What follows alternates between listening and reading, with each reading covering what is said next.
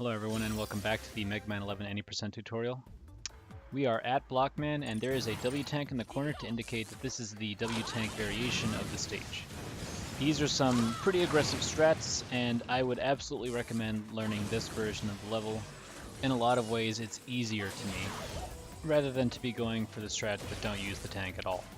This is why back in Torch's stage when I was talking about what you would be deciding to do overall, I figured that if anyone is learning from this series how to play this game at an advanced level, then they should have the option to choose which steps they are ready to take and when. I'm also going to be showing off two different block kills, one of which requires an extra bit of Tundra ammo. So say for example you wanted to do this stage and you didn't want to use the W tank strats, but you do feel like you can use the new block kill.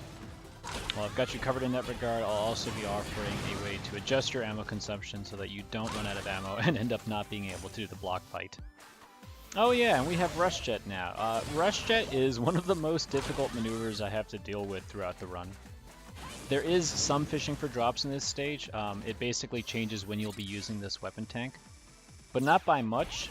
The extra impacts that you would get from using your tank, maybe 1 or 2 impacts later, they'll really only come into play at the very end of the stage, so you can just kind of throw in your extra impacts in the last couple hallways. We're also at a point where we have 4 weapons, and although Tundra is not frequently used throughout a stage, it's certainly used in boss fights and the mini-boss.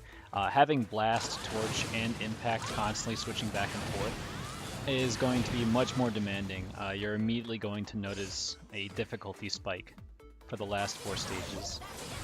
Now in this room coming up, this is where I spent some of my excess ammo. You can make it by just fine with 2 impacts. And I was having such a good run, and of all things, I just didn't land on Rush.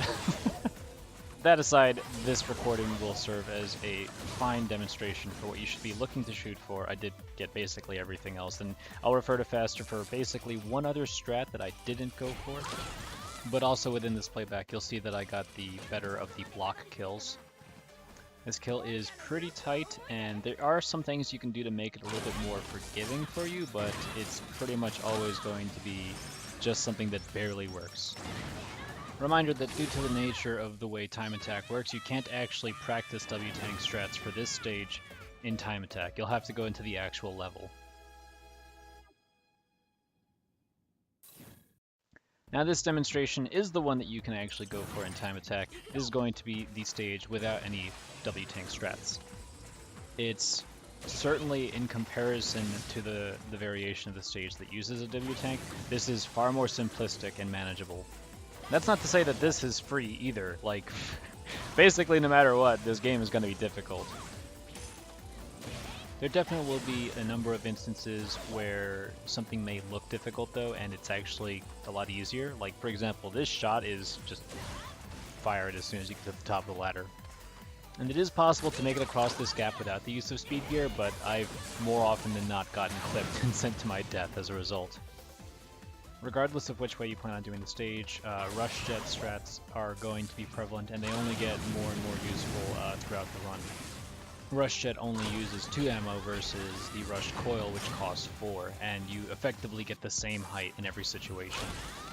So either find a comfortable position to be doing this, because you'll have to be getting essentially the most out of it as you can, or rebind your buttons so that it is more comfortable for you.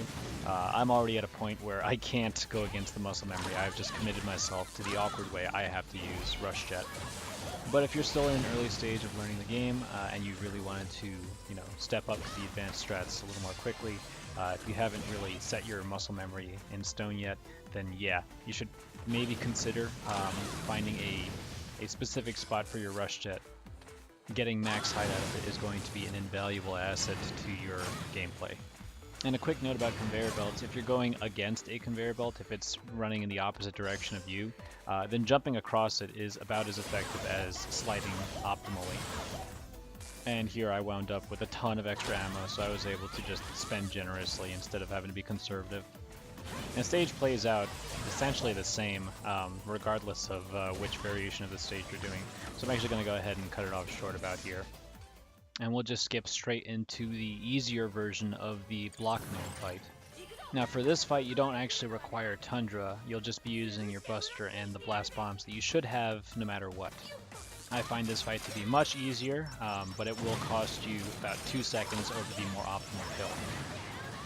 You will, however, need to pay attention to your rush ammo. If you don't have any rush ammo and you try to use a rush coil to get over Blockman, you're going to be pretty sad. Alright, and now we're taking our in-depth breakdown of the W-Tank strats for the stage. Immediately after we jump onto this platform, we swap the torch, and that's because we have to slide off, turn power gear on, drop a powered torch, and swap to impact and do a powered impact. Powered torch has to be airborne so that you can immediately cancel into a powered impact when you touch the ground. Swap over to blast as you slide across the ground, and then turn on power gear as you approach the crunch stun, jump, fire away, and then swap to impact so that you can possibly refill a little bit of that ammo. Look again at full speed, torch, power torch impact, swap to blast, power blast, impact. In the next room, swap over to torch, slide, jump, and fire to destroy the more OC. I like to disable with my right analog stick and then start building a charge. At the end of this room, we're going to be doing our first of many rush jet jumps. As I'm jumping, I'm basically immediately hitting the rush button. And because I'm up against the wall, rush disappears automatically on his own. That'll be important later on because you'll need to dismiss rush in order to save your energy and call him again sooner. Now in this room at the top of the stairs, we're going to be firing off a charged buster. Followed by swapping over to blast. We'll be using a powered blast that is specifically placed to clip both the airstone and crunch stone. Leave your power gear on, swap over to torch, and then fire a powered torch blast to clear out the stones in front of you, and then use a rush coil. If you try to use a rush jet, rush will actually be in the wall, so you won't be able to land on him. I'm already building a charge because of the next room. Again, this is about as plain as it looks. Fire your buster at the top of the ladder, and it should clear out the Mawaru. A regular impact gets you over these two gaps, and then swap over to Tundra. You'll need the power gear on for the start of the fight. Rapid fire a powered Tundra, use rush coil, swap to blast as soon as you bounce, use a powered blast, then powered Tundra to finish off Totemer. Let's look again at full speed. Have your powered Tundra on as you enter the room, powered Tundra, rush coil, power blast, powered Tundra. Pretty nice to think that we still haven't even had to use our W-Tank. Now as we jump up this ladder, we'll be using a rush jet to get up a little bit faster. We'll be using a powered torch to clear out all these bricks, then swap to blast. Let your gear cool down, you don't need it until you get right up in this crunchston's face. The powered blast, swap to impact and hopes for ammo, and then we'll be using 3 powered impacts once we get past that first brick. After your third powered impact, swap to blast and fire before you jump. Jump long enough that the ground doesn't cause you to stagger, then use a powered impact to escape the maze room. Now to make it over this crunchstone, you basically have to do a full jump and wait until you're just underneath the ceiling. This room again at full speed. Powered torch, slide, swap to blast, powered blast, check for impact ammo, jump, jump, power impact, power impact, power impact, blast, jump, power impact, and then one more powered impact over the crunchstone. If you haven't gotten any ammo drops, then right now you should only have 1 blip. This room is a fairly difficult climb in it. You'll be using a rush jet just to get up to the 2nd level, and if you ever struggle at any point, then you can always just quickly swap over and power Tundra to clear out all the enemies in the room. Another high jump and rush jet at your peak so that you can get up to the 3rd floor. Jump back over the gap and swap to impact, and you'll be using a powered impact to leave the room quickly. At this point you'll be out of ammo, but we can't use our weapon tank yet. There's a potential for 1 more drop. Have torch equipped and then fire a shot as you jump over this gap. It should hit the airstone and Mawaru. I wasn't able to pick up the drop, but you can see it there. That's exactly what you're hoping for. Have impact equipped, and then as we slide off this ledge, we go over to our weapon tank. But if we had gotten some energy, then we'd be just using a regular impact here, or even a powered one. We'll be using a regular impact just to make it over this gap though, and then we'll be using a powered impact. So this is what your normal routing looks like for this area. So now we have another Totemer fight, and it plays out exactly the same with a powered Tundra, rush coil, and then powered blast, followed by another powered Tundra. But this time you wanted to equip your weapon as soon as possible. You need a charged buster so that we can take out this anti-eddy. As the screen transitions, I like to jump up to the 2nd step and fire away, then hold my rapid buster down. Should clear him out, no problem. Begin charging immediately so that you can have another buster charge to clear out all these bricks, which gives you more time to ground slide. We're coming up on another long room, but first at this beginning section we'll be using torch to take out the airstone. Turn on your power gear as you jump around the corner and fire a powered torch to take out the other airstone and Mawaru. either which can drop some ammo so you can have impact there if you're checking for more drops. Otherwise, have your blast ready to go. After 2 slides, I turn on power gear and detonate a powered blast in the Crunchdon's face. Swap to impact early to check for ammo, and then be prepared, this room gets a little complicated. As you land, it's powered impact, blast, jump, powered impact, blast, jump, powered impact. So it's very similar to how we ended the last one, but if you have exceptionally clean movement, then you should be able to do another trick that Fasta is capable of. So let's look at the whole room as Fasta does it. Same start, torch, powered torch, rounds the corner, has his powered blast ready to go. Power blast with the Crunchdon, and then it's powered impact, blast, jump, powered impact, blast, jump, powered impact. But now you can see he's actually confident enough that he can jump, call rush as he jumps, and then jump off of rush and then use a regular impact just before the brick would land on him. So you really reap some extra benefits from having top-notch movement. Now this next room is another vertical climb with rush jets, but I don't feel like it's as difficult as the first one because you don't have to ride your rush jet out at all. Do make sure these inputs are clean though, otherwise you may end up falling to your death. Now I had gotten a ton of ammo, so I didn't even have to think about this room honestly, I just had to do 3 powered impacts straight across. But I'll show off what happens if you don't get as lucky as I did. Typically this is how much ammo I would expect to have, and in this case you only have enough ammo for 2 powered impacts. So you see this will leave Fasta just short of being able to make it across the entire room. You'll have to act quickly, using ground slides as optimally as you can so that you can avoid getting hit by this airstone shot, because once you land on the ground you'll need to fire a buster and then immediately slide so that you don't get hit by him. Now apparently after all that I'm just rubbish at this game and I don't know how to rush jet. Whoops! Luckily ammo is only consumed if you actually land on rush. But have your charge going so that you can actually go ahead and blast through all of these bricks. You don't need to worry about dismissing rush because you won't need them anymore. Charge shot and rapid fire buster to get rid of Eddie as soon as you can. And then you have 2 nice long rooms to try and get rid of your extra ammo. Now if you're going for the easy kill, you want to make sure you enter the room without anything equipped, but if you're going for the harder kill, it's nice to have Tundra equipped. It's not mandatory because you'll be firing it immediately anyway. Holding power gear and rapid fire, you'll immediately release a powered Tundra on block. Then immediately disable your power gear and swap to blast bombs. Rapid fire 2 of them, and then as soon as his iframes wear out, detonate them. Notice that I'm only 2 floor panels away from him. From here you'll be holding right, and as you walk towards the wall, set out a chain of 4 blast bombs. Stacking them closely together should prevent them from being caught on any of the bricks. As soon as the 4th bomb is deployed, you need to immediately deactivate Chain Blast. Swap to power gear and start charging your attack. I cannot stress how important it is that you do that correctly and that you swap to power gear as soon as possible. Chain Blast won't start detonating until it hits something. If you're finding it's hitting block too early, then you'll probably want to stand closer to him when you start firing your set of 4. The moment you see your red buster charged, you gotta release, otherwise block is going to transform. Here's your quick kill again at full speed. Power gear and rapid fire. Power Tundra, 2 chain bombs, 4 chain bombs, swap to power gear, get your buster going, and you'll just barely make it in time.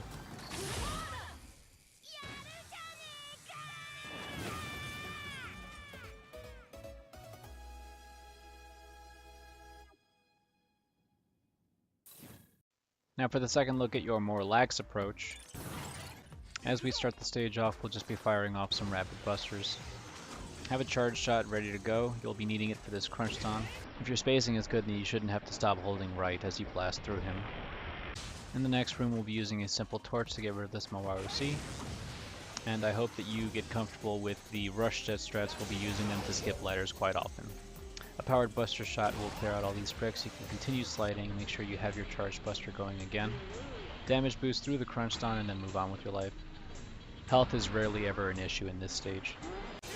Have a charge shot going at some point. We'll be needing it in the room after this one. And again, the timing is not very difficult at all for this. As soon as you get to the top of the ladder, release, and it should destroy the Mawaru. Now, it is possible to make it into the next room without having to use speed gear, but a small use of speed gear has always helped me out. I've only seen a very few amount of runners who could make it across this gap and not get clipped by the block without the use of speed gear.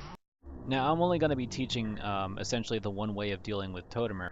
However, if you don't want to use a W tank, then you do want to conserve a little bit of Tundra ammo. So as you use your Powered Tundra for the first attack, call Rush, and then use Blast for your second attack, you'll actually be turning off your power gear for the third attack.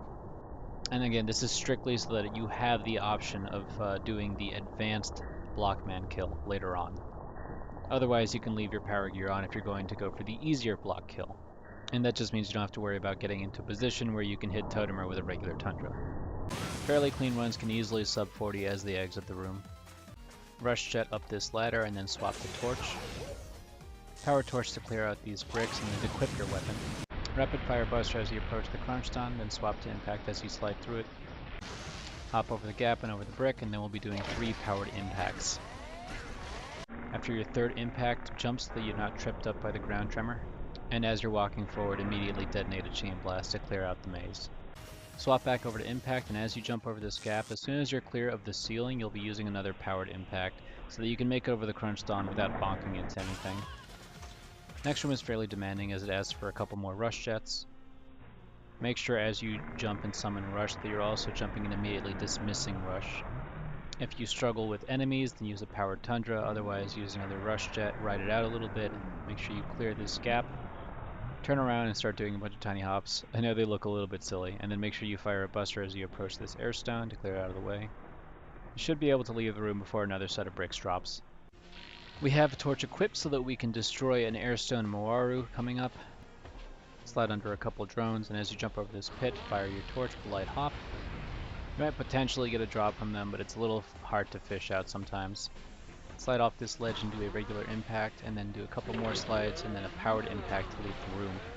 Now, if you already skimped out on some Tundra ammo on the previous fight, you'll be repeating the exact same fight this time, but you're allowed to use a powered Tundra to finish the fight, so that you can end it a little bit sooner. To equip your weapon as soon as possible and start charging, you'll need this charge buster before the screen transitions so that you can fire at anti-eddy. If you're a seasoned runner, the 1-up is not super important, but getting rid of it means that you can ground slide sooner, and you can start charging your buster so that you can clear out the remaining bricks in the room and ground slide some more.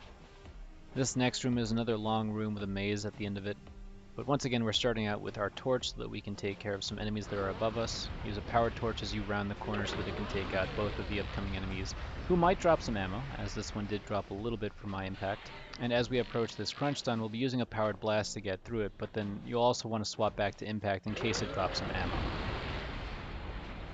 Now, in the case that you don't get any ammo drops, you'll have to do this room the old-fashioned way, which involves a bunch of ground sliding and using some chain blasts as soon as you get up to the next maze. Detonate them so that you'll destroy them immediately, and then keep ground sliding.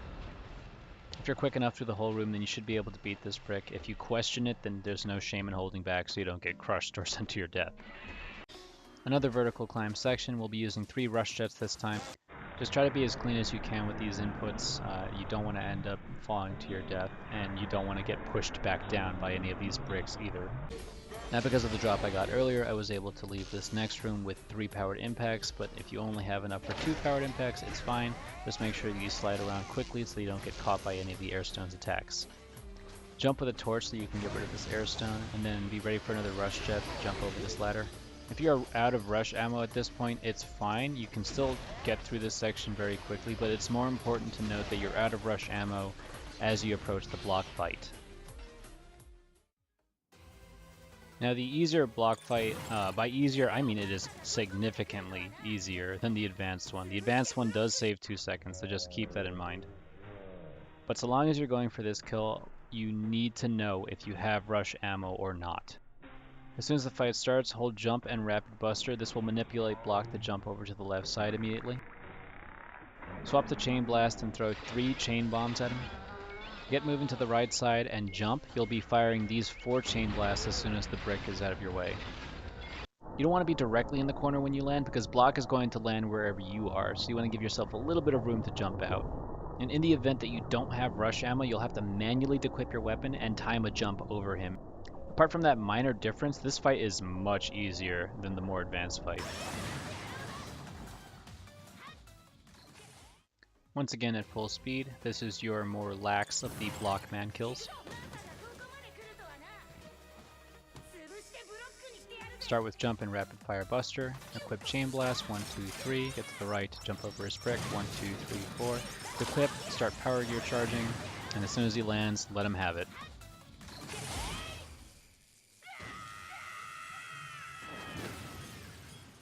Thanks for watching. See you next time with Bounce Man.